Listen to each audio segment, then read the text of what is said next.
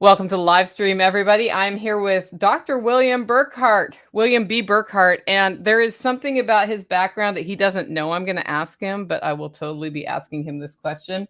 So I'm throwing that out there now to make him as nervous as possible on a live stream. Is that cool?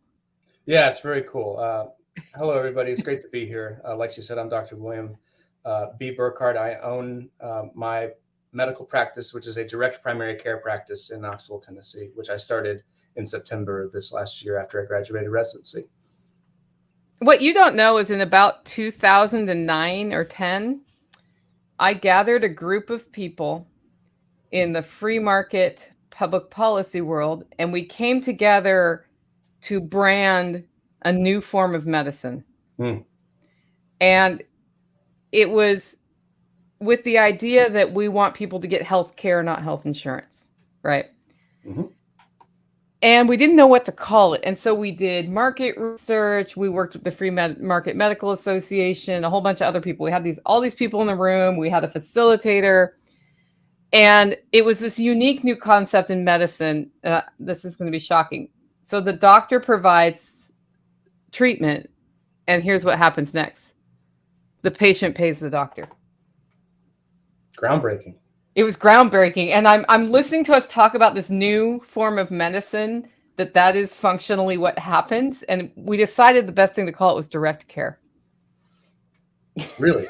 Yeah. And then all of these direct primary care things started happening. They were already happening with those words before we started, because part of how we tested, like market tested terms, it was like, okay, this clinic's calling it that, and that clinic's calling it the other thing. So I love that you're doing direct primary care. I'm pretty sure a lot of my listeners don't know what in the world that is. So can you tell us, like, what is direct primary care?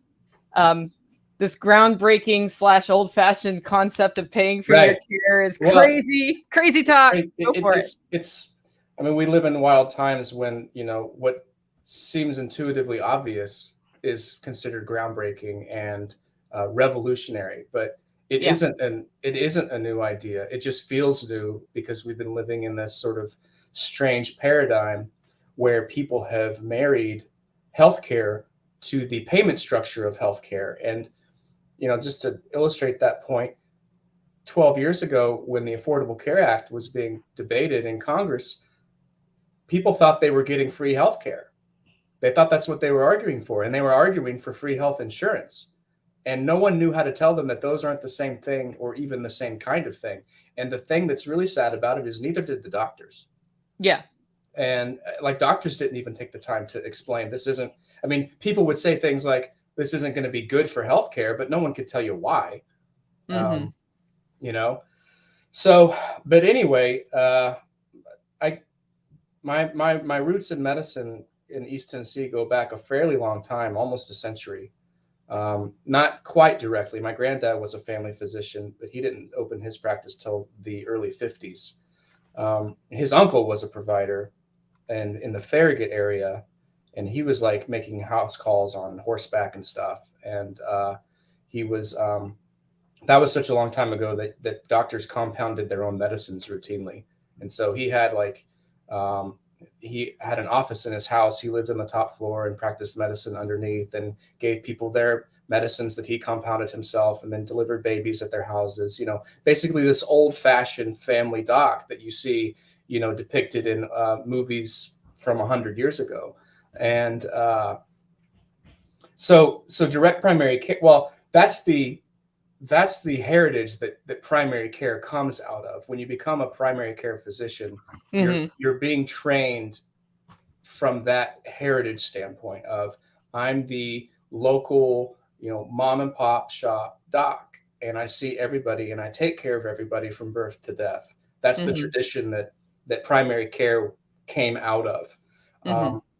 And then, of course, in the 60s and 70s, I think what happened was, doctors traditionally have never been great businessmen and businesswomen. We tend to leave money on the table because people tend to need us, and they sometimes can't pay for it. And we just are like, well, we're going to treat you anyway because it's the right thing to do.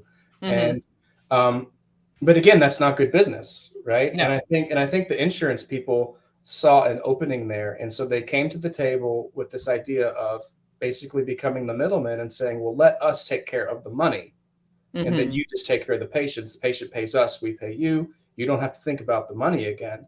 And they are good businessmen and good businesswomen. And doctors got really wealthy that way.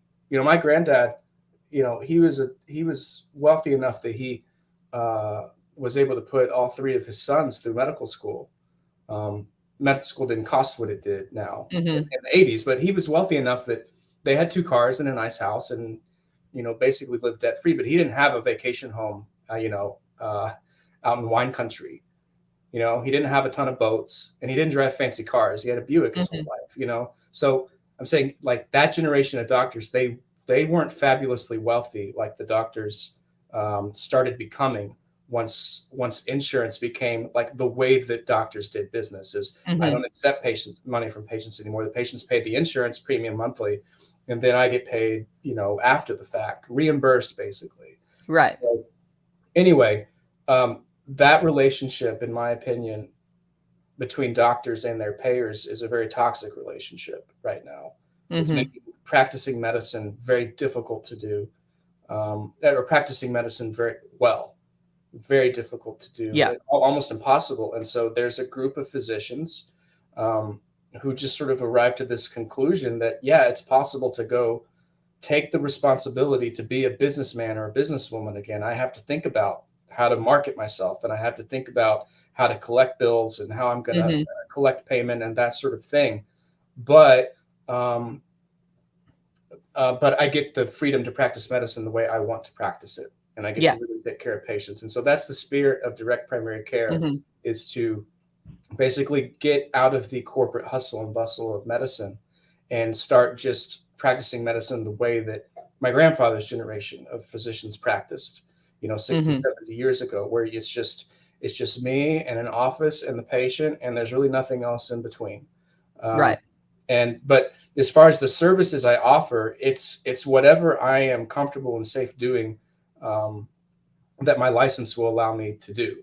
So my medical license in Tennessee, it's actually, Tennessee's a more liberal state as far as what you're allowed to do once you have a medical license. I can do a lot of things. It's up to me to police myself to do things that I think are safe and equitable, and that sort of thing. But certainly your kind of lighter acute care situations, like sewing up people that have a laceration, which probably happens to a lot of your listeners if they're out. And we all end up in the emergency room because nobody will sew you up anymore. Yeah, well, in my practice, I'll just tell you, I can sew you up for $10 because that's how much the suture and the lidocaine and the syringe costs. Yeah. So, once you get out of the, sorry, mute my phone here. Once you get out of this corporate world, you get to set your own prices and you get to decide what costs what. And I ultimately landed, for me personally in my practice, I landed on the cost plus model. Yeah. And so the idea is that it's like Costco. Costco doesn't make any money selling you anything. They make money on the membership. And that's sort of what most direct primary care practices have, a membership plan that's kind of like that. So you pay a monthly membership. And then you get all-inclusive access to the physician anytime that you need it for whatever reason. And sometimes that generally always includes, for any direct primary care practitioner, it always includes your routine health maintenance, annual physical wellness exams. It generally always includes chronic disease management if you're dealing with an illness that you already have. It generally always includes acute care and same-day sick visits. And part of what you're paying for in that membership is the access of being able to see your doctor the same day that you need them to. Right. And they make themselves available for you to be able to see the patients that need to be seen the day that they're sick. Yeah. In my particular example, I do house calls just because I love it. And I have a company cell phone that I give my patients access to so that they can call or text 24/7. Yeah. For any kind of emergency. So that text thing, guys, just because I'm able to do that with my primary doctor, is huge when it's Sunday and you have a really bad fever and you're like, what should I do? And then you get the answer. This is what you should do. And it helps take the mystery out of, is this one where I should leave the house and go to the emergency room or not, which makes you less likely to go to the emergency room when you shouldn't. And I think that, like, just that layer of communication with a doctor is huge, or doctor's staff, depending on how that's managed. Yeah. Yeah. No, you're absolutely right. And there's so many ways that a direct primary care membership ends up saving you money. Yeah. But it ends up saving you time, which also saves you money, especially if you're a working American and you don't want to miss work. And, for your homesteaders, that's a 7-day-a-week job, isn't it? Yeah. You can't miss a Saturday. No. You can't be homesick, not out there. You need to know if what's happening is something you should be paying attention to. Is this a routine illness, or do I need to be worried? Right. Right. And yeah, if you're in the mainstream healthcare system, let's say you don't have health insurance, right? But then you get sick and you're like, I don't know what to do about it. And then ultimately you decide, well, I guess I just need to go to the ER. Well, that's going to be $1,000. You're going to pay $1,000 just to find out if you should have gone or not. And then if they do something, that's going to be way more money. It's even more. Well, it was $4,500 for 3 stitches for tactical at the ER in Cookeville. Good God. And we started at urgent care. So somebody locally stopped by my house today on their way to urgent care because they have a sliver through here that's all the way through that they can't get out. And so basically you need to cut in, pull it out, stitch it up, whatever. And we want to make sure we don't accidentally sever tendons in that, whatever. But it's still, it's not in-depth hand surgery. We'll just put it that way. It's a flush thing. And he was like, I'm going to urgent care. And I was like, if you go to urgent care, go to this one that's way further from here, and they might be able to handle that there.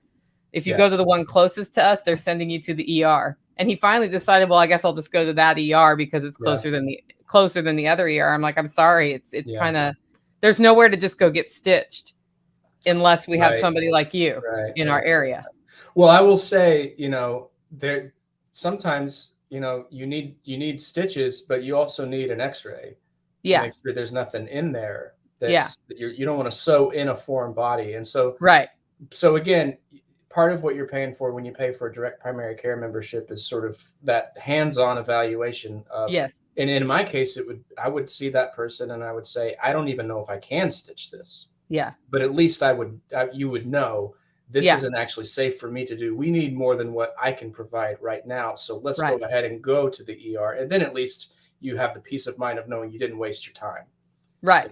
But again, for simple lacerations, sewing that up is fairly easy and inexpensive. Patients, the rule for my practice is that I never bill patients for my time.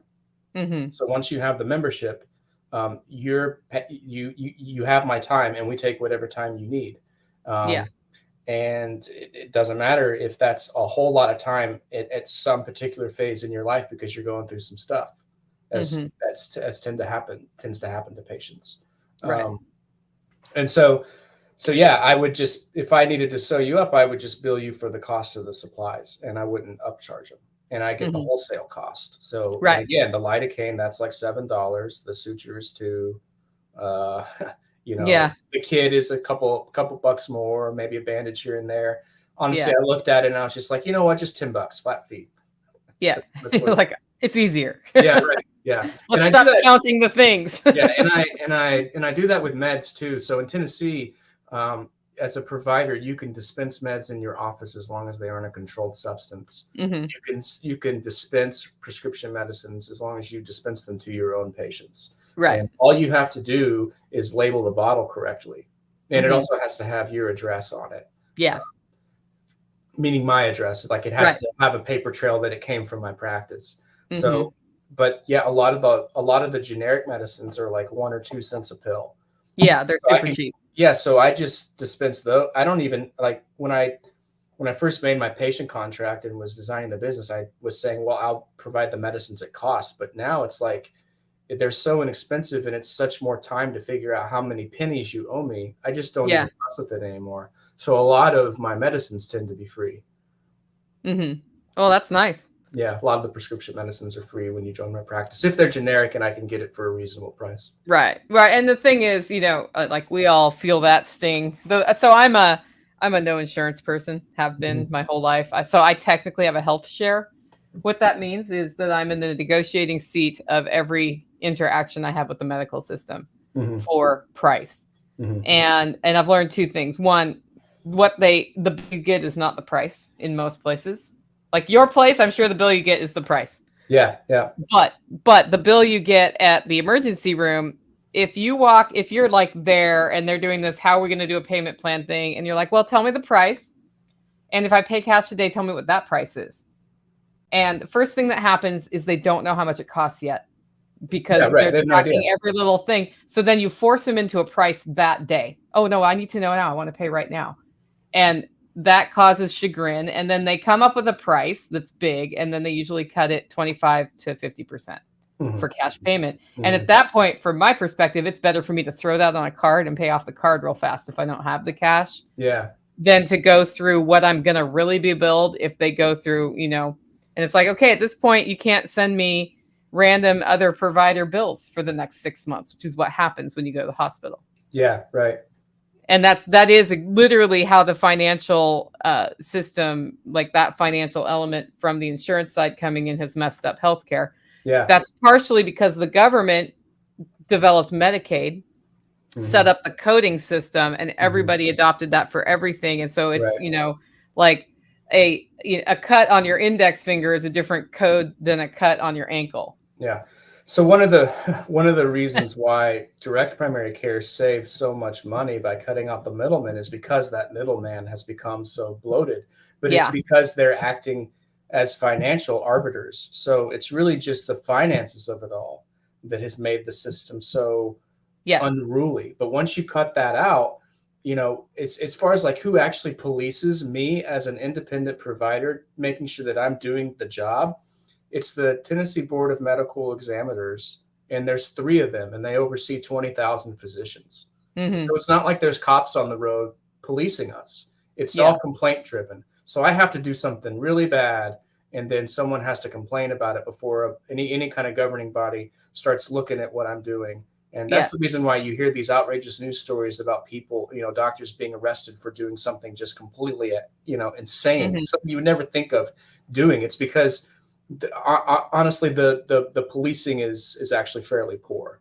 And so, but yeah, once you cut out all the regulators, and the financial regulation of it, healthcare is really not that expensive if you just do it directly.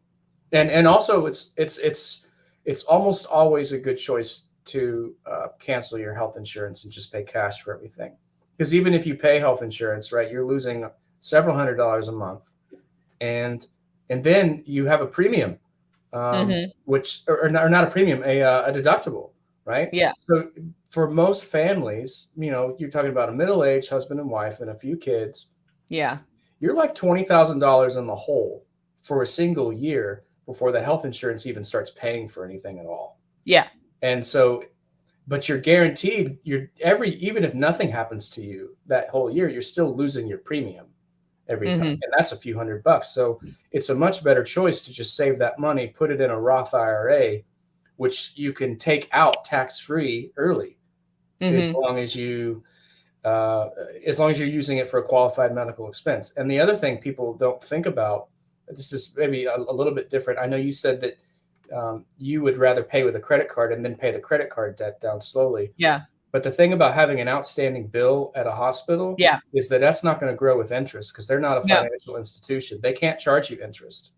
So if you have a $10,000 hospital bill and you pay $100 a month, 5 years into it, that bill is $4,000 still. Yeah. And it didn't grow with interest. And that $4,000 4 years from now isn't worth what it is now. Yeah. Right? Because of inflation. So I think what my point is I will get a $5,000 bill instead of a $10,000 bill if I pay it right then. Yeah. So it actually depends on what it is. But yeah, you're right. They're not supposed to ding your credit history for medical bills. They will as long as you are paying the minimum payment. And that's actually the minimum payment, I think, is $25 a month in Tennessee. I don't know about other states. Yeah. There may be a different regulation there, but in Tennessee, it's $25 a month is the minimum. And as long as you do that, they can't touch your credit. Yeah. And that is an important thing to know. Somebody just said, my husband is afraid to drop insurance in case one of us has to go to the ER for an accident or a heart attack. It's almost $1,000 a month. So they're going $12,000 a year, premiums only before treatment on their health insurance because of that. And I would just say, well, first of all, in a husband-wife situation, y'all have to align on what you want. Mm-hmm. And I can't give advice there, but I can say there are lots of different insurance options that can kick in for an expensive and emergency that do not cost $1,000 a month for most people. Mm-hmm. And it requires looking at emergency insurance plans, which is what I used to have before they got completely gutted by Obamacare. There are health shares, which are not a good fit for everybody. There are lots of things you can look at. But you can also look at what happens if I put $12,000 a year into some sort of an account that I can access. Exactly. Yeah. And I can't tell you what the answer is. I can tell you the options to look at. You have to decide it for yourself, for your level of risk tolerance and all of that. So yeah, that's where I every day I have the thought of maybe I should just jump through whatever hoop you need to jump through to become a financial advisor, so that I can then give financial advice to my patients and then tell them, hey, listen, put $12,000 a year into your Roth. Well, that's actually overmaxed, so you can't contribute more than $6,500 a year, but still contribute to your Roth, $6,500 a year. It'll grow with interest, and you can take out that money early for a qualified medical expense, which includes a hospital bill, and it's tax-free at that point. Yeah. So the other thing about direct care I think is important to know is the provider is going to tell you where their lines are or where their boundaries are. Mm-hmm. And I'm pretty sure you don't do open heart surgery, do you? No, I do not. No. What do you do if somebody needs that? I refer you to an open heart surgeon. And is that included in their package? It is not included in my. It's not included. And that's okay. So a lot of people I know who take ownership for their healthcare and are using some of these alternative systems will pay a subscription fee to a direct care provider like you. Mm-hmm. And then they pair it with an emergency policy if something gets expensive. So it'll be like your first $20,000 a year is out of pocket. It could be $5,000, it can be $20,000, it can be $1,000 that affects your premium. And then we kick in at 80% over that, or 100% up to $1.5 million. That's what that kind of policy might look like. It just depends on what you get. So they'll pair those things so that if they have an open heart surgery situation, which adds up very quickly, they can get that done. The other thing is that the nonprofit hospitals tend to charge more for that kind of surgery than if you go to a private hospital, which seems counterintuitive. It does seem counterintuitive. But the nonprofit hospitals usually charge more, like they'll charge $150,000 for a knee replacement. The cash clinic in the surgery center in Oklahoma charges $25,000. So it can be a big difference. 25 to 50, I think, is their range. I haven't looked this year. Mm-hmm. So there's a wide variety of what things cost when you have time to look. So, yeah. And sometimes you don't have time to look. It's like, that's the hospital closest to me. I'm going there. One of the troubles I battle with, and probably I'm going to continue battling with for a long time, part of what I try to do is if I do what I do very well, then the movement grows and more doctors want to join. They want to leave the traditional medical system, the corporate hustle and bustle, and they want to go do it the old-fashioned way.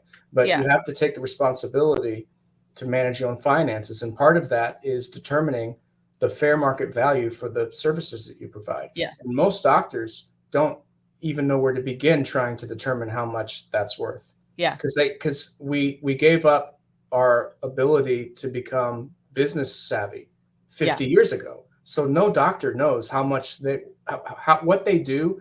They don't know how much it's actually worth or how much it should be worth. They have no idea. Yeah. And so part of what the direct primary movement has to do is to help doctors start to make those determinations and say, well, how much is I've decided that an hour of my time, you're sitting in front of me and I don't have a computer in between you and me, and we're talking patient to provider, and I'm Yeah. giving you my 100% undivided attention, and all my wheels are turning. To me, that's about $300. Yeah. It's about what that should be worth. Yeah. And that puts me on par with what lawyers cost. You go talk Yeah. to a lawyer, it's $300 for their time minimum, if they're a decent lawyer. Well, right? that's not that expensive for a doctor. That's about what I pay for mine. Yeah. That's Well, right there. so again, $300 per visit. So I sort of have this, my price point for my practice is $100 a month. So to me, if I know that I'm going to see you 4 times in that year just to take care of your routine maintenance and any chronic diseases, then I know I'm giving you good value for your money, truly. And everything else that I do for you, on call, the extra access component, the same day sick visits, all that is just sort of like icing on the cake of you getting extra value and not actually having to pay anything for it. And I'm perfectly fine with that because I know how many patients I need to take on my panel to be able to make the kind of money I want to make. And it isn't that many patients. Right. Because again, it's not like 80% of my income is going away to overhead. Right. It's the reverse. The overhead is, once you cut out the middlemen and all this other stuff, the overhead is like, it's a couple thousand a month. Yeah. Guys, coding your bill is like a full-time person or two in a doctor's office if they're going to bill insurance. Just the person who decides what number that is to go into the computer. And I know just because I'm a weirdo, I went to cash for service as quickly as I could. I know the difference in price at a clinic that does cash only and doesn't bill insurance, but they'll give me a super bill and me billing my health share versus going through a traditional one who doesn't know where to start with me. It's about half the cost. And I'm usually getting somebody who's like you, who is not pressed for time and didn't get enough sleep and really stressed out. I'm usually getting service from somebody. It's not that it's not a stressful job. It's just that there's a different kind of stress when you've just worked 2 12-hour shifts back to back or something like that, which you run. I mean, I know as a consumer in the medical system, it's like, how many days has this nurse worked with only 4 hours of sleep? And what does that do for the decision-making capacity? But that is not an uncommon problem in our traditional medical system now. I'm calling it traditional. It's broken. And we're abusing the people who work in it and then getting mad at them when they make mistakes. Of course they made a mistake. Yeah, right. Well, so the residencies have sort of started to see that. And some of them are catching on quicker than others. But, it used to be that there were no, I mean, the reason they call it residency is because traditionally you lived in the hospital. Yeah. As a resident physician, you lived there. You didn't have a house. Well, maybe you did, but you were never there. You never got to go home. In the hospital. Yeah. And the interesting little aside, but the whole design of the American residency system was designed by a person who went through residency, working 36 hours at a time because he was addicted to cocaine at the time. Oh. And a lot of people don't know that, but that was the thing. Yeah. So that's not a surprise. Residency was designed originally to work optimally for physicians who function optimally while being addicted to cocaine. Okay. That's good to know. But anyway, I don't know what year it was, but there was a time when there were no limitations for how many hours a week you made a doctor work. Yes. And there's 168 hours per week. Yeah. Available for you to work, right? And so, but at some point before I got into residency, I want to say it was maybe the 90s or 2000s, sometime around there, the ACGME, the American credentialing body for residency program, said, okay, the max is 80. You can't make a resident physician work more than 80 hours a week, averaged over a 4-week period. Averaged over a 4-week period. 4-week period. So they can work 80 more all in 1 week. Yeah, okay, they can work. 3 weeks off. Yeah, you can still work. Well, and also you have to, if you're going to work them 24 hours in a row, then you have to give them 12 hours off afterwards, and you have a 4-hour grace period. Okay. So actually, I did do a rotation at a hospital that exploited that, and I did have a couple of 28-hour shifts. Yeah. Where I was working the 24, 7 a.m. to 7 a.m. And then the additional 4 hours after that shift technically ended. I had Yeah. 4 hours where I was charting and stuff, and then could Yeah. go home and sleep, Yeah. and then come back at 7 a.m. the next day. Yeah. You know, so, but my residency was pretty good. I actually, we kept really good track of our hours, and I averaged about 65 to 70 hour work weeks on Yeah. average. Um, Yeah. and there were some rotations that skewed very heavily. The inpatient rotations, OB in particular, Yeah. those were typically 13-hour shifts, 6 days in a row, and you Yeah. get a day off, and you do that Mm-hmm. for a month straight. And Mm-hmm. then, but there were other rotations that were outpatient rotations, and those were more like 9 to 5s, Yeah. and you get the weekends off. Mm-hmm. So it wasn't all bad. Yeah. But it's hard. And I mean, I know I have friends who are nurses, and I'm like, I don't even know how you stay awake, because I have had to stay awake for 28 hours several times in my life, even when I was young and it was easier. I had one 3 years ago that I was wrecked for 3 days after that. Oh yeah. Yeah, I did notice that it was harder on me than it was for some of the residents that had just graduated medical Yeah. school and went straight through from college to medical school. So some of them were like 26, you Yeah. know, and it's not hard, but I was, in my mid 30s. Yeah. It is way harder for me. Okay, so tell me this. Yeah. How does your degree in music and experience as a music educator make you a better doctor? Well, I think outside the box. Mm-hmm. And gosh, it's a good question. That's the one I decided to spring on you when I saw your bio. I'm like, Yeah. sweet, he has a degree in music. Well, definitely, this whole idea, well, it's not just the music, it's also that I had a different career. Yeah. So when I came to medical school, it's not like I went straight out of college and then into medical school and then became a doctor and I had never had a job. It's not like being a doctor was my first full-time, Yeah. you have a job and here's a paycheck. I had that work experience, and that was invaluable as a provider, just to be able to sort of understand people, understand the system, and understand that, the rules that you're trying to follow, there's things behind those rules that aren't what you think they are. And to be able to put that into context. But certainly dealing with patients, knowing that not everything is objective and not everything is black and white. And Yeah. that there's and that there's multiple ways to approach a problem and get a solution that's equitable and fair. Yeah. It's hard to say exactly how music did that for me without getting into the weeds of it. And honestly, I haven't really thought about it for a long time. But I do often reflect on, just how, especially in college, getting the music degree and the kind of things that I had to go through and the hoops I had to jump through to take, because you have to appreciate that there's this whole movement in academia where they want to objectify everything so that you can check this box that your student can do this and that and that. And when you get a music degree, you're dealing with this art that you can't really objectify, but they have tried to objectify it. Yes, they have. So when you get a music degree, you're immersed in this world that's trying to be objective and can't be. Yeah. And that's so you always feel like you're being split one way or the other, trying to serve.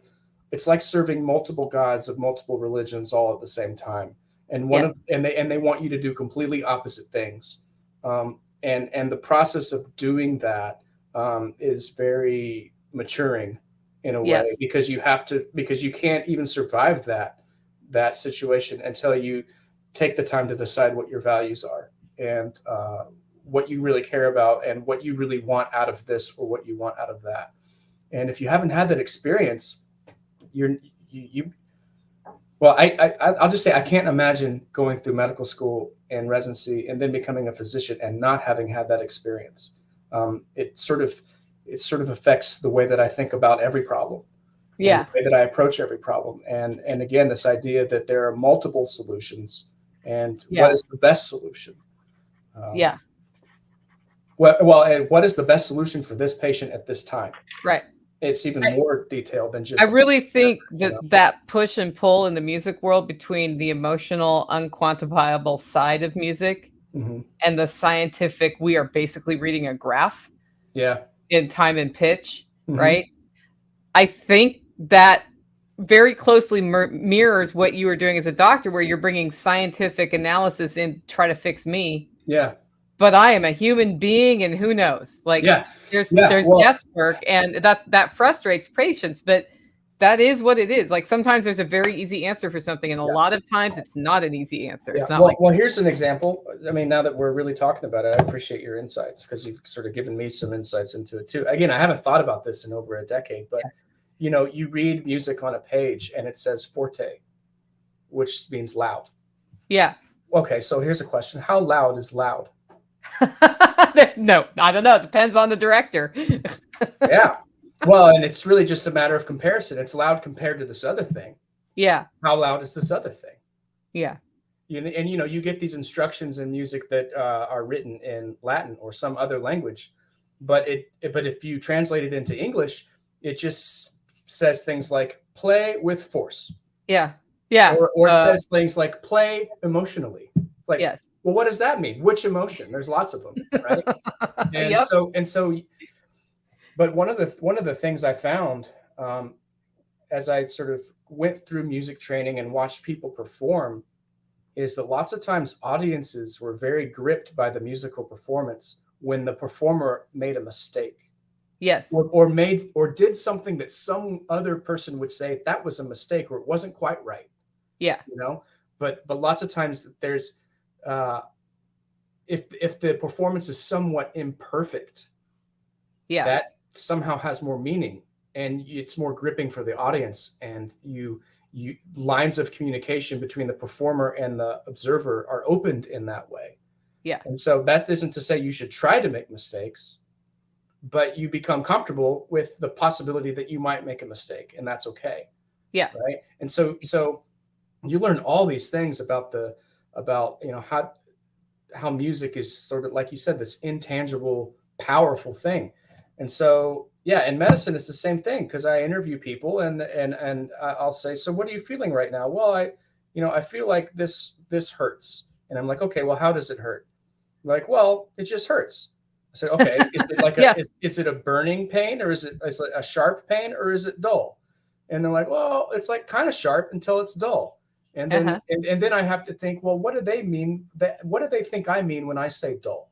Yes. You know, and you get into these barriers to communication that you sort of, as a provider, you have to navigate through. Yeah.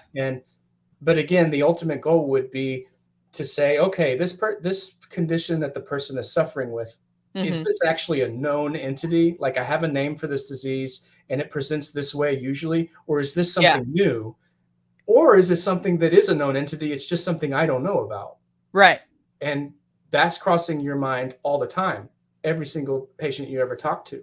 And it's part of what weighs into your decision-making of what are we going to do next? You know? Right.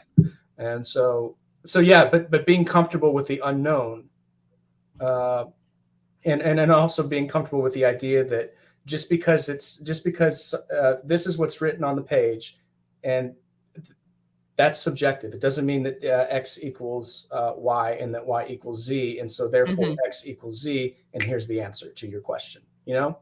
Yeah. Well, that, and like, I think you don't know you're in pain sometimes. Like, I must have a higher threshold for pain than many people in some ways, based on a recent experience I had with the dentist. But by the time I'm admitting I'm in pain, it's not a little bit of pain. It's like serious, man. Yeah, and they didn't believe me. And I'm like, I feel like I'm not being heard here. And they didn't know what to do with me. And I was like, well, because I don't take medications that I don't have to take. So what I've learned is that minor pain is a mindset, and I can distract myself and it goes away. And I've now learned with major pain, you can almost turn down the volume with meditation. I reached out to a friend who has chronic pain. I'm like, what do you do? Because I don't respond well to pain pills. So what do? I have this nerve pain. And he said, you define a new normal so that you can still function. And so I did that. So I had like this, every so often, this compartment of pain would come up and make me really mad. But most of the time I was able to put it over here. And I didn't forget it was there, but I mostly forgot it was there. Well, meanwhile, when you say you're in pain at a doctor's, they're trying to get narcotics. Oh Like, yeah. Uh-huh. I'm not trying to get narcotics. I want this fixed. I Yeah. actually don't want narcotics. That's even so that's even a thing that is regional, Yeah. right? Because the opioid epidemic affected the Appalachian area way more than Yeah. it affected the Midwest. Case in point, when I was in residency in Kansas City, I was shocked to learn that we gave women in labor narcotics for their pregnant pain, their labor pains. Yes. Because in East Tennessee, you never Yeah. give any pregnant woman a narcotic while they're in labor. That Yeah. kid's going to come out addicted to opioids for sure. Right? Yes. Now, For sure. the truth is, it's probably not true, right? Yeah. But this is the center of the opioid epidemic, so we don't take any chances. You know? Yeah. So Which is wrong. that's even a regional thing. Yeah, that's so funny. I didn't. It took me a week to figure out they thought I was trying to get narcotics, and I was literally trying to get an appointment to rip that nerve out of my jaw. Basically, I just needed it gone. I just want it gone. I don't actually care about the narcotics, and and it was funny when I realized that, and I finally called him and I like, listen, I have a bottle of this narcotic at my house that I haven't taken. I'm not waiting for a prescription here. Yeah. I need to not have problems. And, they didn't, I don't know. I'm actually not going to that provider again after that experience. Yeah. But. Well, even for those of us in the medical world that do our best to follow the evidence and the whole science of it. And I can have a whole discussion about that, but the medical sciences are very much due for somewhat of an overhaul. Because we haven't really been paying attention to what the particle physicists are saying about the nature of the universe for 30 years, right? I mean, we don't look any farther than individual atoms and protons, neutrons, and electrons. That's as far as we go. Yeah. Right? Protons, that's like acid-base status. Neutrons, we're looking at isotopes, radioactivity.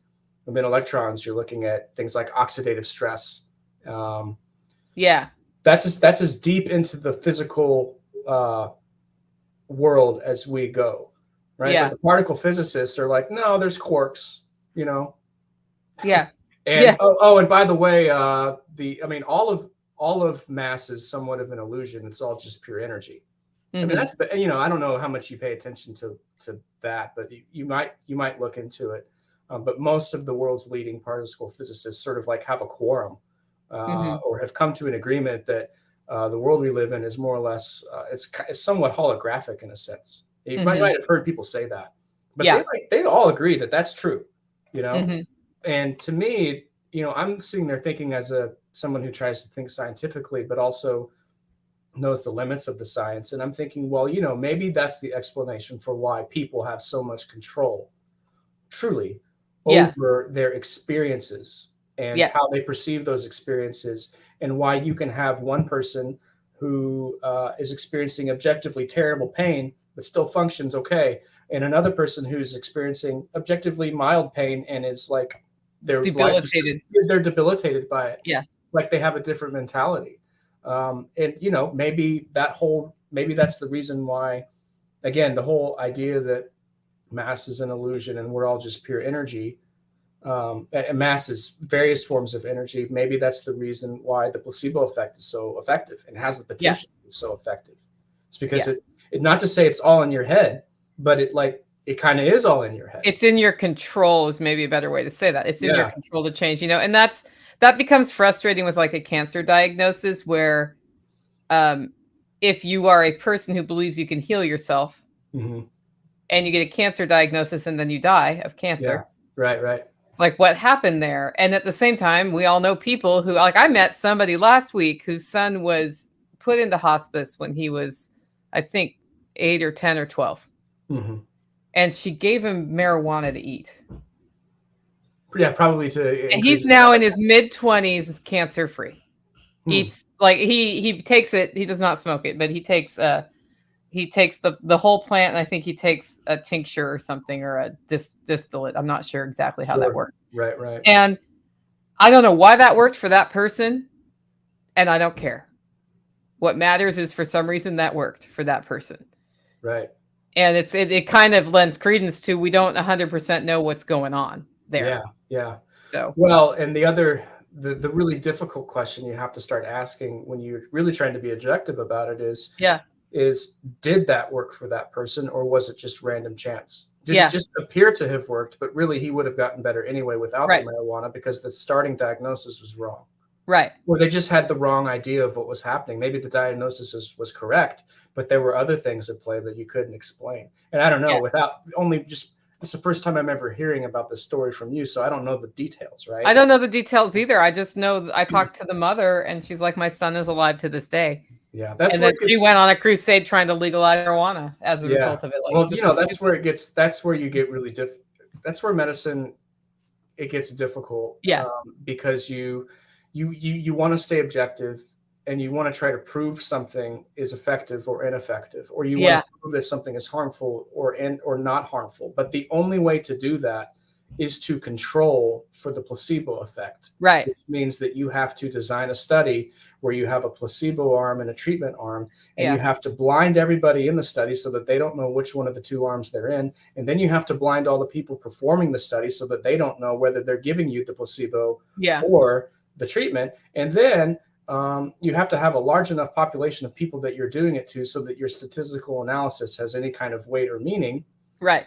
It's really difficult to practice what we call evidence-based medicine. Well, no, not practice it.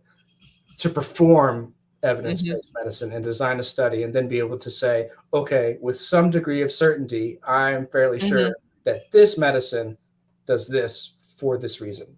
Right. And that it would be a good choice for you in this circumstance. I think that's why, I know you know who Dr. Ken Berry is. I think that's why every time he speaks at one of our events, he's basically going back to get control of your nutrition. Yeah. And for a long time, doctors have said it doesn't matter what you put in your body. Like I literally, a friend of mine went to a specialist for irritable IBS is what it's called, the irritable bowel syndrome. Got a colonoscopy to look what was wrong. And he's like, here's some things that are wrong. And I was there when the person asked, so should I change what I eat? And the doctor said no. And I'm like, okay, so your intestine system's jacked up. Your digestive system's jacked up, and the doctor's telling you it does not matter. You can drink all you drink, you can smoke, you can do whatever you want. That's not just take this pill and it'll be better. Right. And that happens a surprising number of times. Now, I would suspect that if the digestive system is impacted, perhaps what you're putting into the digestive system does matter. Yeah. Yeah. Just thinking about it. No, I think so. A lot of things to say about a lot of that. But I'll start by saying I think Dr. Berry's right about that. And I read his book. Lies my doctors tell me. Yeah, and I'm not sure if it was in his book or in some other book I read, but so it was probably his.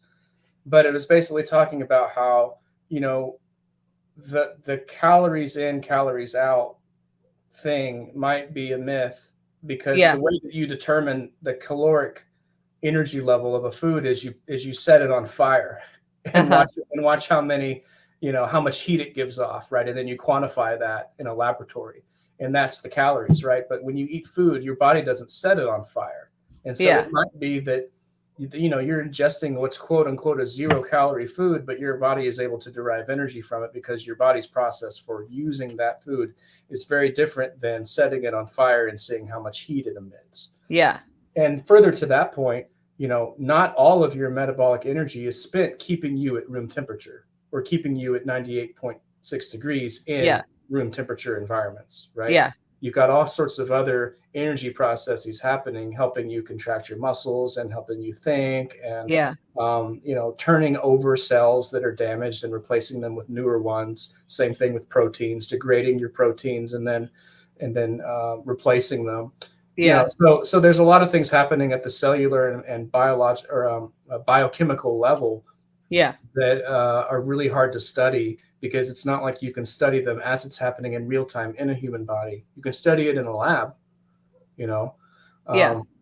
But yeah, so this also brings us into the topic of functional medicine, which I really want to get into because I really have gone pretty far down into the rabbit hole, so to speak. Yeah. And I've found a couple things that are really, really fairly enlightening. If we have time. Oh yeah, totally. I was going to say, before we hopped on, I told you that like working with a functional specialist for me changed my life. Yeah. Functional medicine, medical doctor. But let's start with tell people what that is. Well, there's several answers to the question. Functional medicine is notoriously difficult to define. The way that I define it as a board certified family medicine physician who's been to medical school and finished it and then graduated residency and also as a person who really believes in the power of science and the scientific method. So functional medicine as a provider is really just kind of a transition into a new phase of medical care as we start to grapple with the problem of chronic disease being more of a danger to the health of the public than it ever was traditionally. Traditionally, the plagues to public health were things like the plague, infectious diseases, and accidents and emergencies. Those are the threats to public health. And that seems like maybe an ironic thing to say coming out of a pandemic, that's we all have very recent in our memory. But again, COVID really only affected people who are already unhealthy at baseline with a chronic disease. So really it was a chronic disease problem as much as an infectious disease problem. But anyway, so we're dealing with this new thing in healthcare, which is that chronic diseases are now the number one threat to public health. And we're also dealing with that at the same time that a lot of science and research is happening at the drawing a blank here, at the genetic level. Like 20 years ago, we hadn't yet even sequenced the entire human genome. And now everyone can get their genome sequenced for a couple $100. And that's so much information that we don't really know what to do with it. But what we do know is that people are actually much more genetically variable than we thought they were. Right. And it probably, the short version of it is that probably affects your ability to use vitamins and minerals. And probably, and so if you put a population of people who are all variable in that way, and then you subject them to really dirty water and really dirty air, and then a food supply that isn't as nutrient dense as it should be. Right.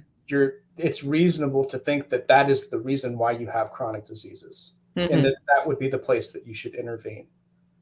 So as a functional medicine provider, that's kind of the direction I've gone, is I've looked at that kind of genetic science. We know what the vitamins and the minerals do. We know what toxicity to certain chemicals and heavy metals can do. And so the question then becomes, okay, well, if I subject a person to really low levels of about 300 different toxins, and then I deplete the nutrients in their food so that there aren't as many vitamins and minerals and things like that, would that lead to a chronic disease? Possibly. And is that the reason why chronic diseases are on the rise? Possibly. So to me, Dr. Berry's right. The food supply, that should be the thing you would fix. But I would add to that the water supply. Yeah. I would add to that the water, and I would add to that the air. And that's actually not as distressing of a thought as, you may think in your audience too, because, you walk outside and you're like, well, I can't do anything about this really crappy air except, get on a high horse and all of a sudden become a climate activist. But actually, the air in your own home is way dirtier than the air outside. Yeah. And so that's where you intervene. Especially mine today, because we're ripped open to the dirt in here right now. Yeah. So I can see it actually. Yeah. It's like hazy. On your left, I could see that. You need an air purifier. I do. I actually need to open all my windows and put a fan in the window probably later today. Yeah.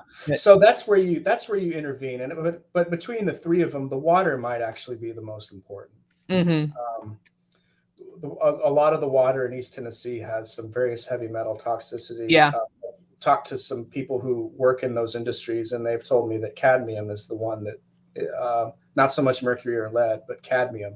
And again, that's different per person. I mean, if you want to pay some money to get your house tested, your tap water to see just how dirty it is. You spend the money to do that. But the better choice would probably be just to get a really good, high quality reverse osmosis filter. And that's going to cost you somewhere between $1,000 to $1,500, I think, for one tap. But you'll take your water from having 150 parts per million to 1 or 0 parts per million. Yeah, and if you get your water tested, you have to specify you want them to look for heavy metals, and it costs more. Because I did that when I moved here because I was specifically interested in that.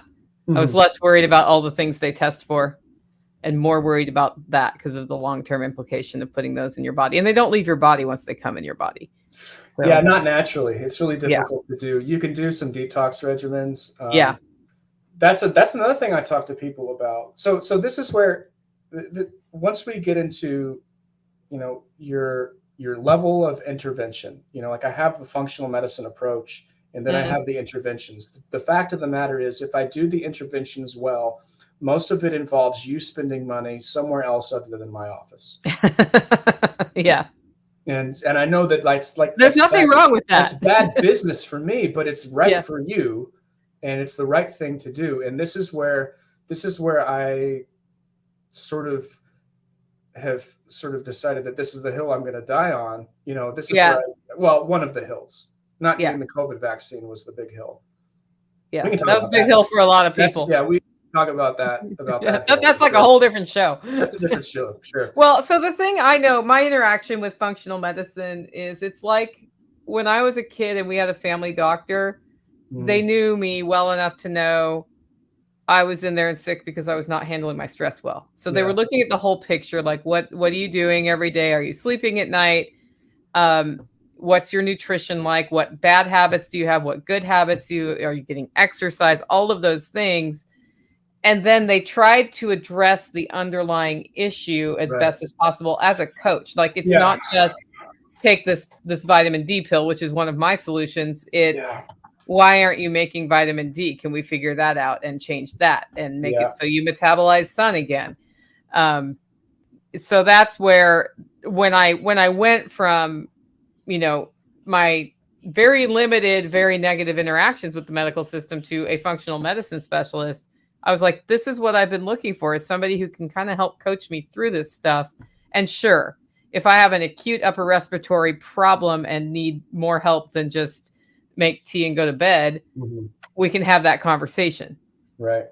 Well, that's not supposed to be unique to functional medicine. But it kind of is.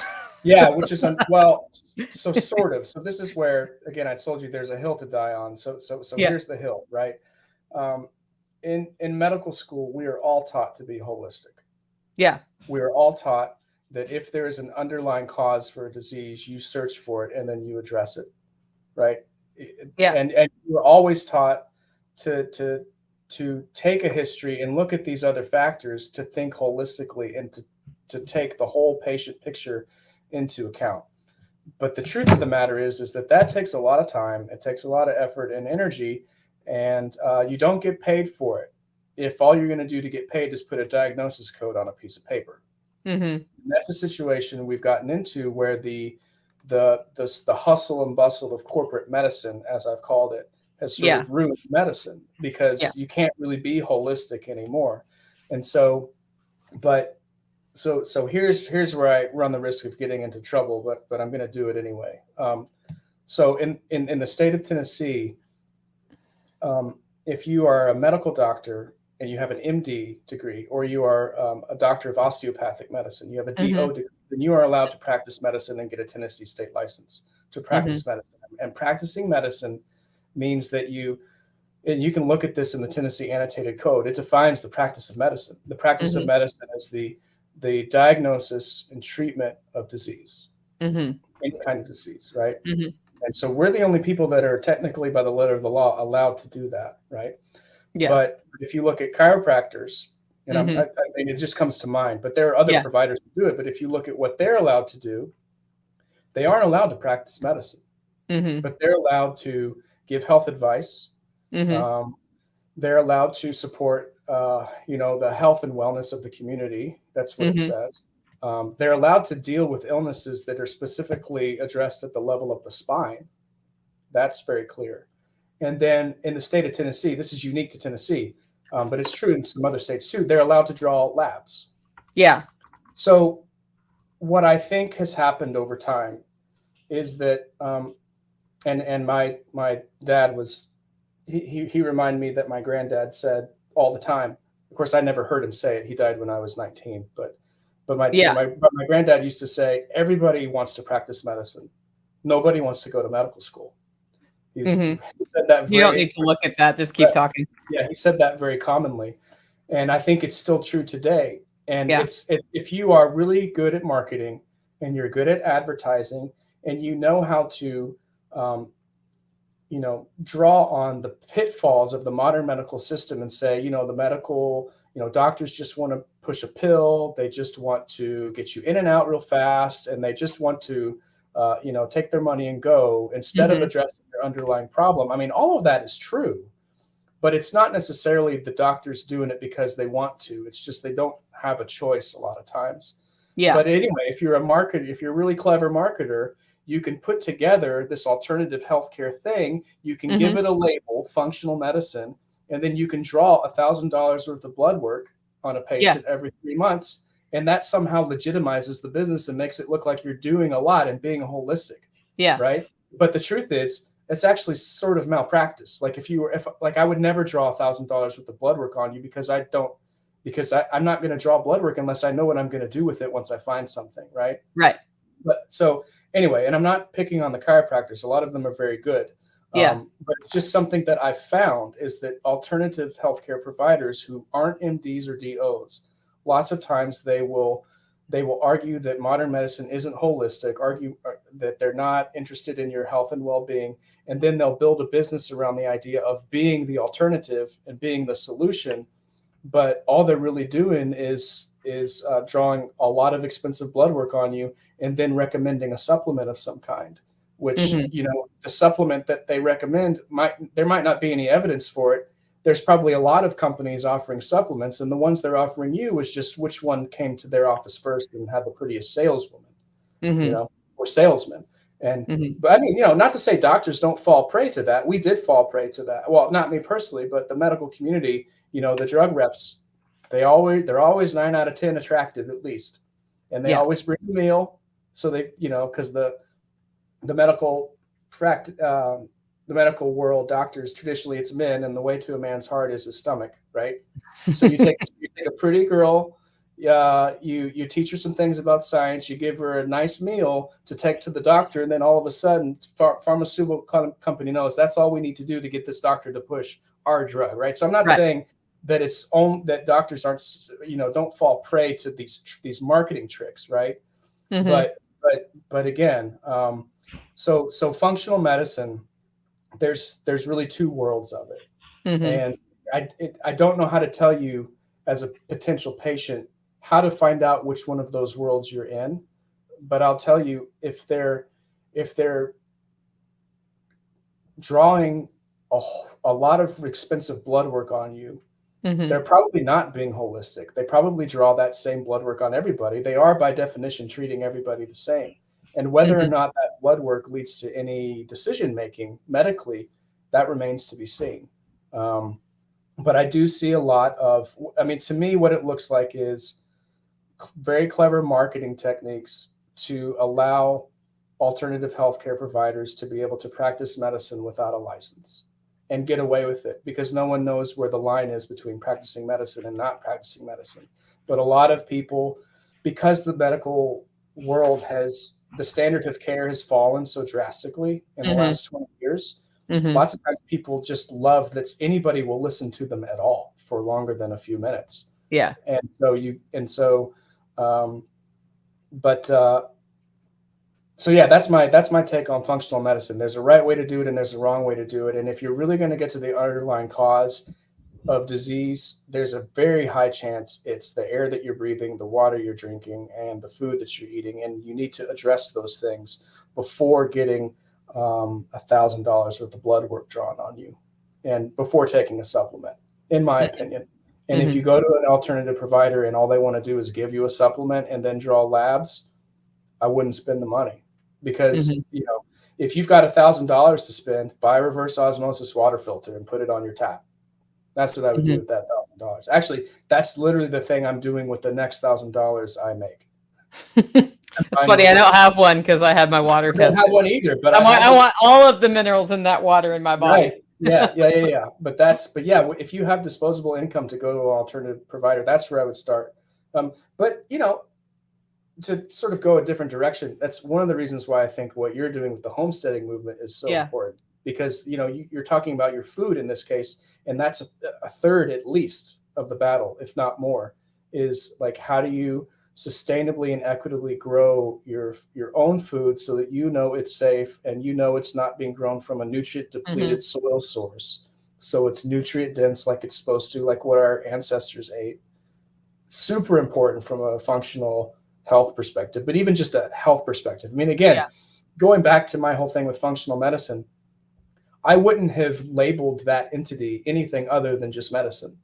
To me, functional medicine really shouldn't be a standalone entity. It's just the natural progression of medicine as we learn more about what's happening at the genetic level from person to person, and try to, and at the same time, look at what's happening to the population with the prevalence of chronic disease and the kinds of things that are in our food and in our water. That's just medicine to me.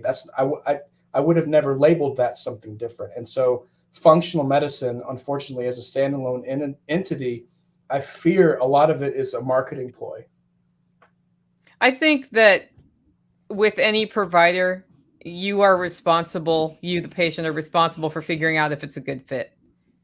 And I think that requires some interaction with it. I would say, like literally, I'm going to be in the market for a new dentist because I've decided that they are great, but their staff is the problem for me. And it's now my responsibility to go find one that will listen to me when I say I'm in nerve pain. Or the staff will listen, whatever.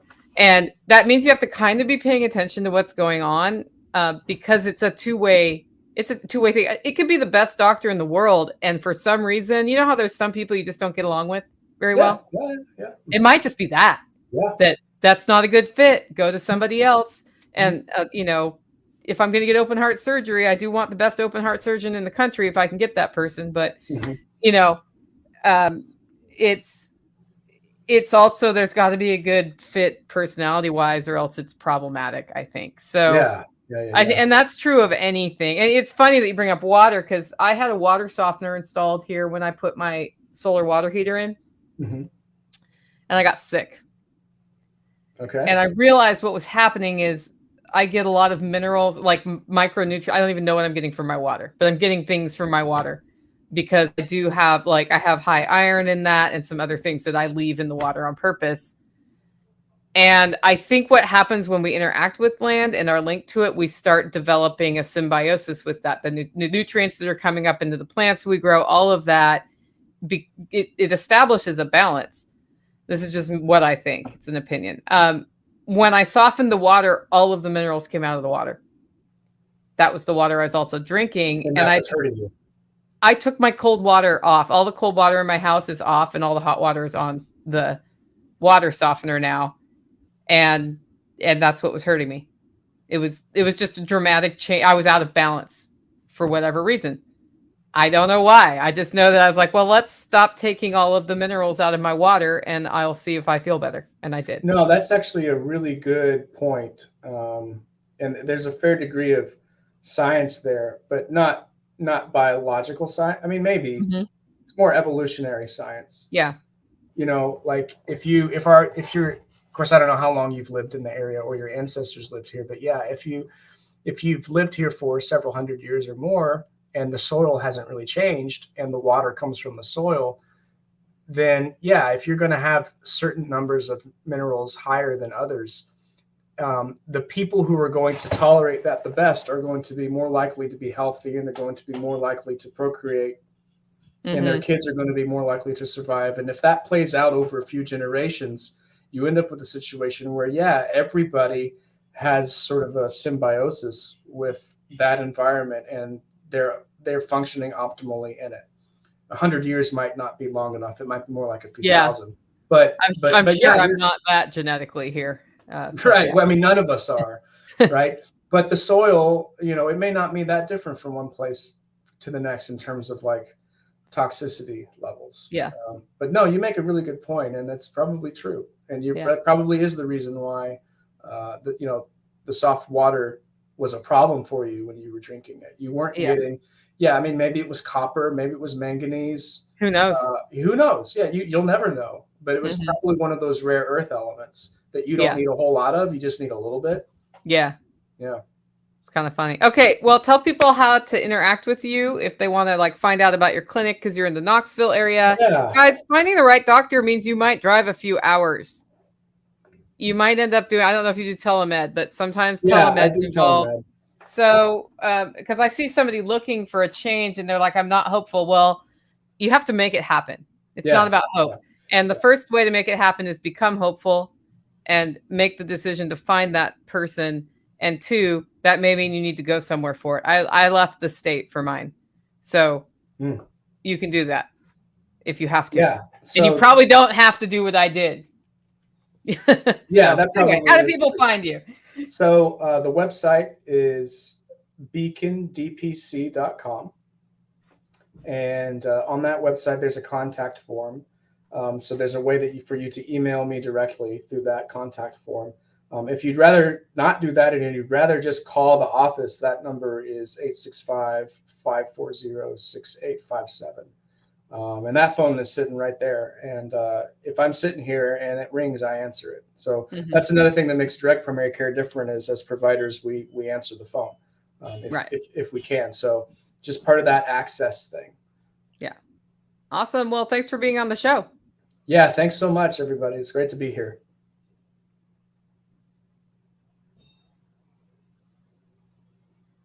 This is the audio podcast versus video. Do you have time to stay on and answer questions, or are you getting towards the end? Okay. No, I have 2 questions from the audience here. Yeah. And we're going to go through those. I usually put that break so I can cut the questions out of the audio podcast. Is there a direct care hospital?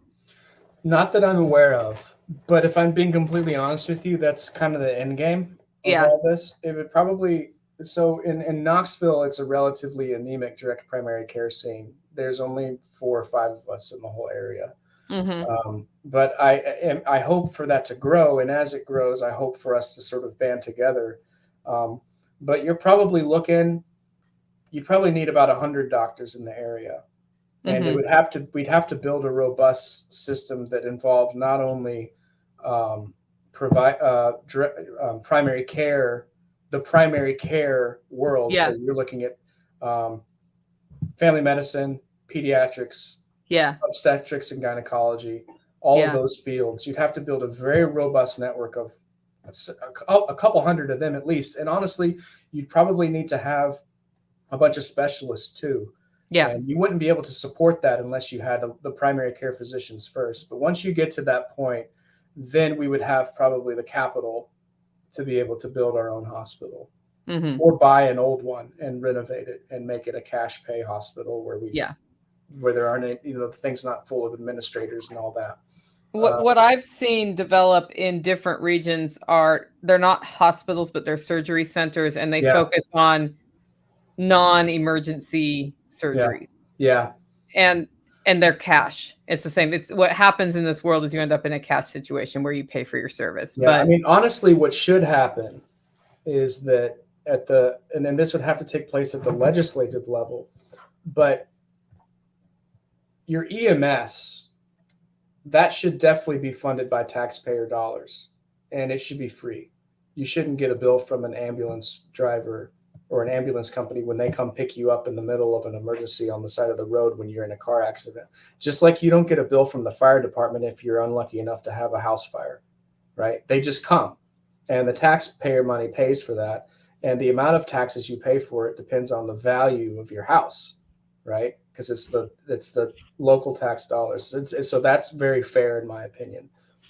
So anyway, so the emergency care services, especially the ambulance service, but maybe even the emergency room, that should probably be taxpayer funded as well, I think, because it just seems like it would be more fair that way.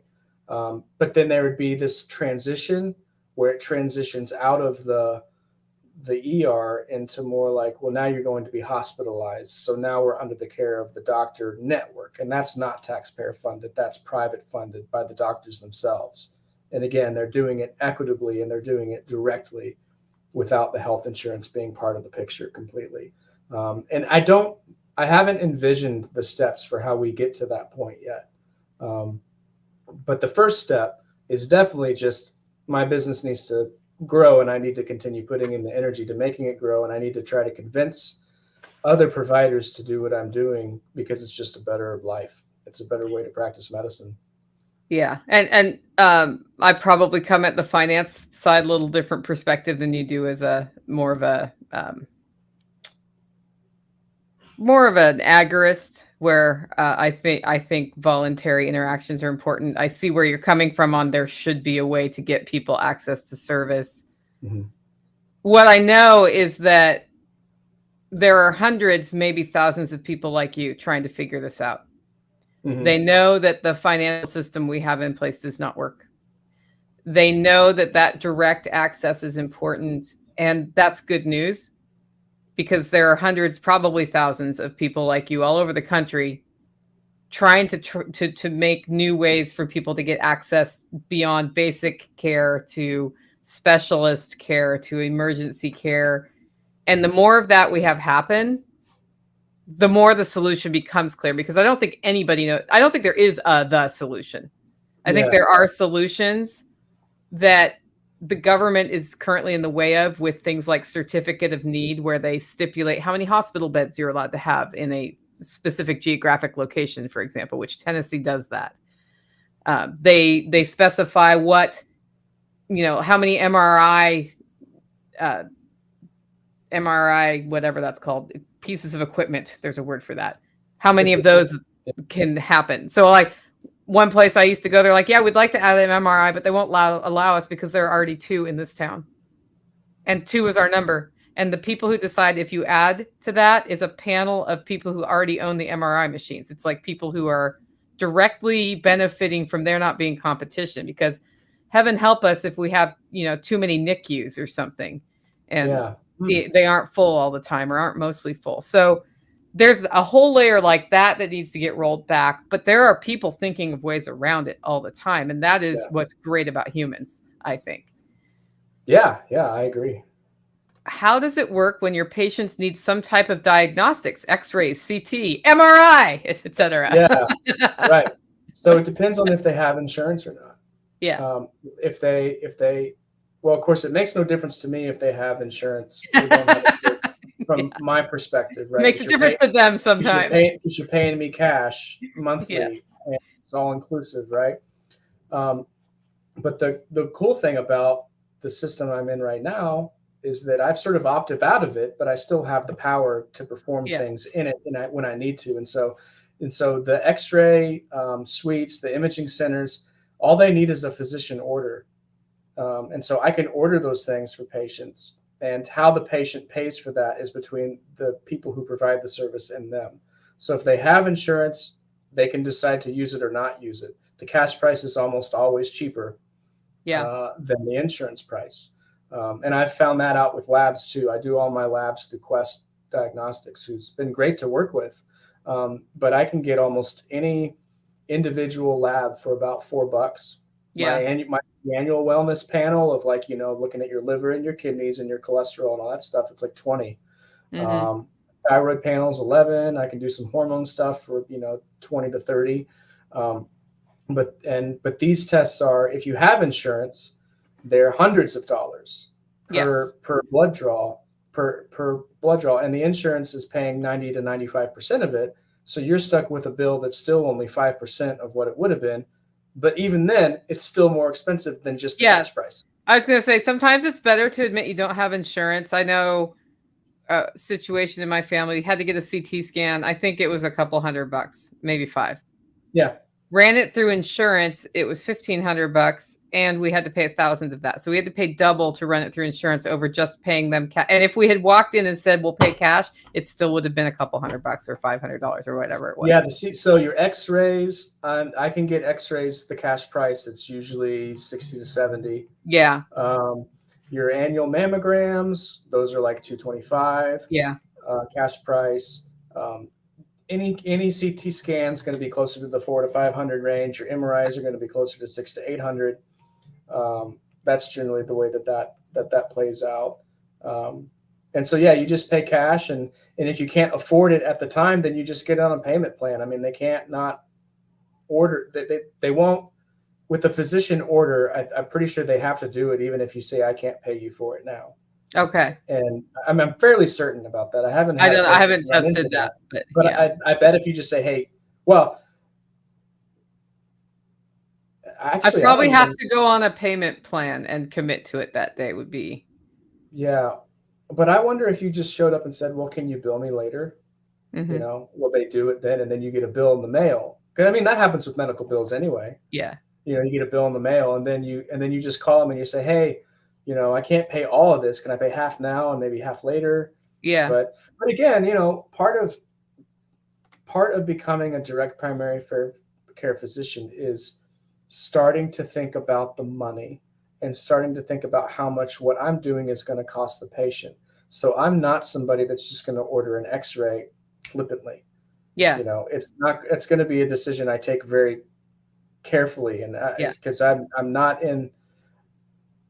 Well, we have this thing in medicine where you try to do no harm, and to me, if you're going to harm a patient's wallet, you know, that's still harm in a sense. That's going to impact what they eat, literally, and that which impacts their health. So, what about those care card things? Those can go on your credit report. So yes, they can finance your care through a credit system where you pay interest on it. And if you don't make those payments, I think they can actually ding your credit report for that versus just paying the hospital the monthly minimum directly. Yeah, right. So once you go through the thing to know is that the credit card, when you put it on a credit card, that is being run through a financial institution, and they can charge interest, and they can send, they can ding your credit. And they will strong arm you into going on those because that makes their life better. The hospital is not a financial institution. Right.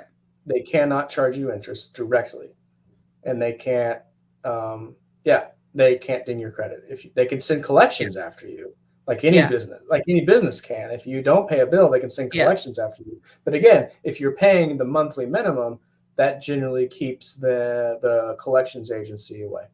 Well, they're getting more bang for their buck going after people who aren't paying at all at that point, too. If somebody's sending in $25 or $100 a month, and you're doing it, like you are low on the energy scale of where I should go to put my collection efforts. Right. It makes more sense to go to the person who hasn't paid for the last 3 months and I can't find them. Where is that person? Right. Yes, that's true. So what examples of acute care insurance can you provide? I can't provide any, but I do recommend if you are wondering about your best choices in health insurance, go learn about it's going to be specific to your location. So it's different state by state, what's available to you and what your state regulations are on that. If you can find a good agent who's in it to actually help you find the best solution for you and not to get the highest commission for them, work with somebody who's already in that field, understands the regulations. I've had several of these advisors throughout my life, and they've been very helpful because because they'll put everything out for you. These are all your options, and then you can make a decision that works for your family and your finances. But I don't have buy this catastrophic plan because it's the best one recommendations. Actually, I think even if I did, I'd probably get in big trouble. I told you what it was. And somebody called me on it. Right. Yeah, I think what they're referencing is like your stopgap. Yeah. Right? Well, it's like that emergency policy when you get cancer or something. Yeah.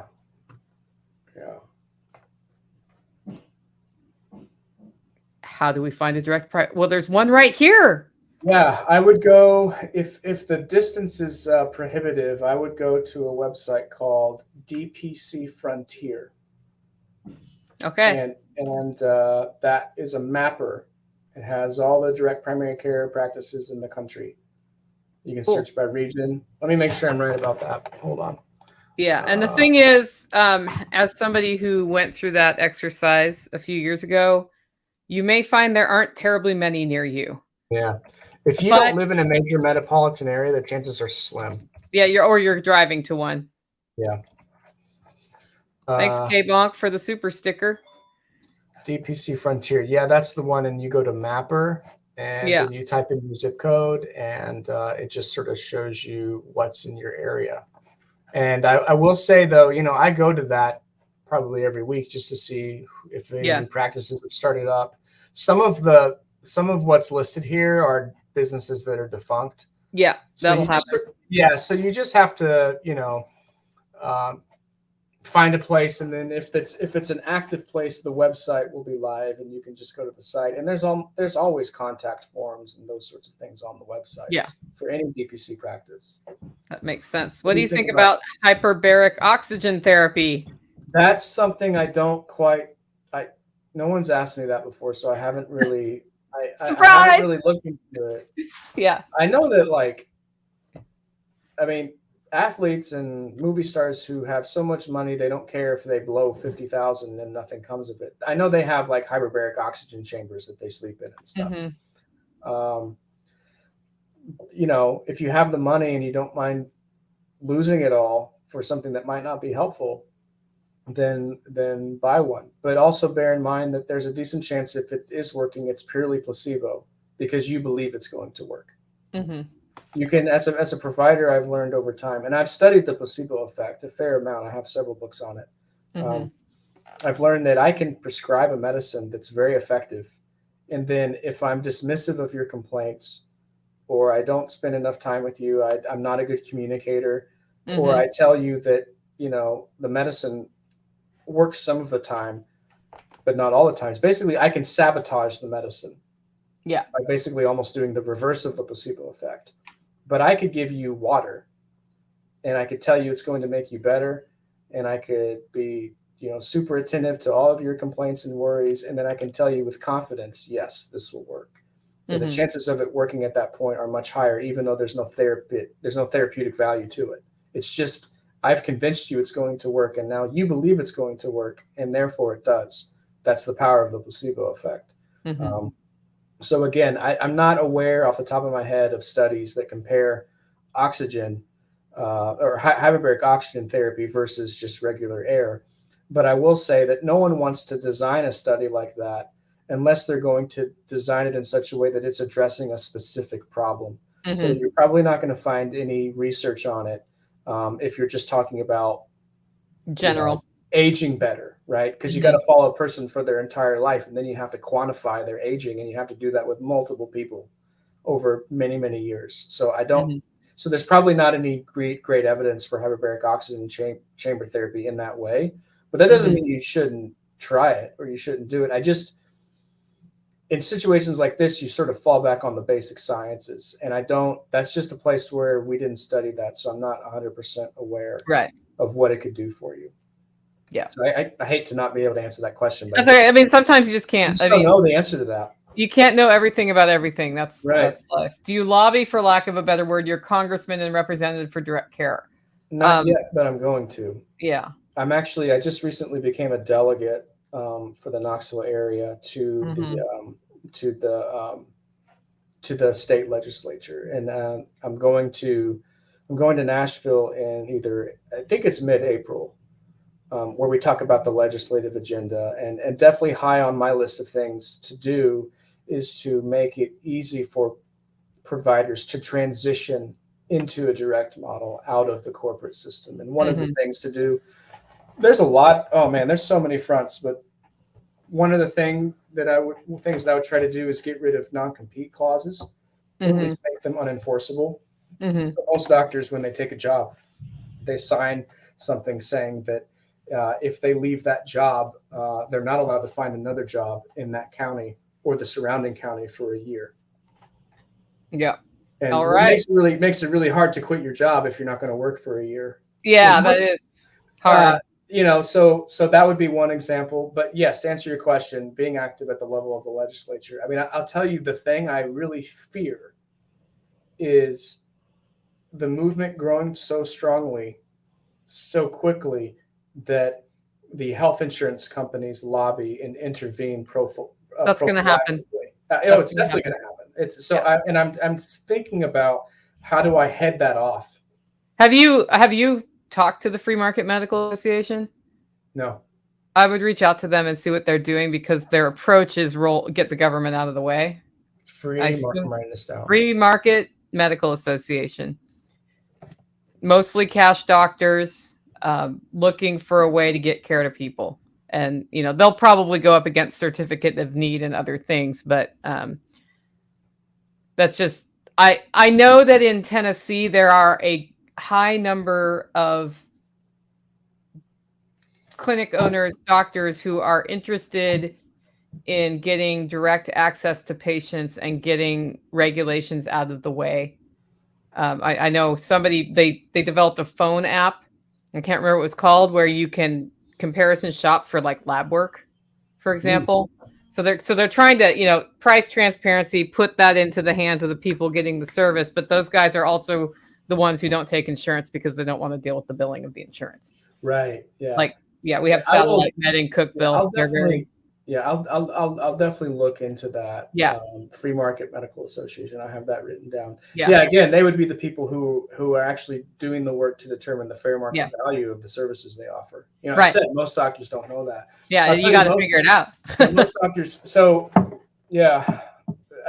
direct primary care physicians, like we're the ones that have to lobby the legislature, because we're the only ones that have the time.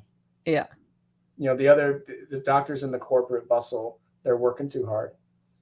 Yeah. And the time they have off, they want to spend with their families. So I am active in the legislature for sure. Okay. And with the free market, I'll look into that. Yeah. That's important. Well, thank you so much for being on today. We're going to kill the broadcast and